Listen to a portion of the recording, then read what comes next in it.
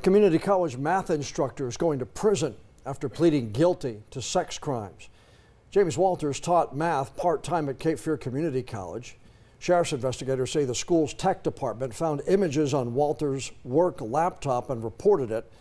An investigation then found more than 47,000 images and videos on his accounts.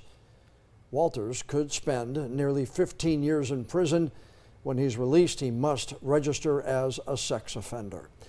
Another registered sex offender is going back to prison after pleading guilty to nearly a dozen sex crimes and to violating the sex offender registry requirements.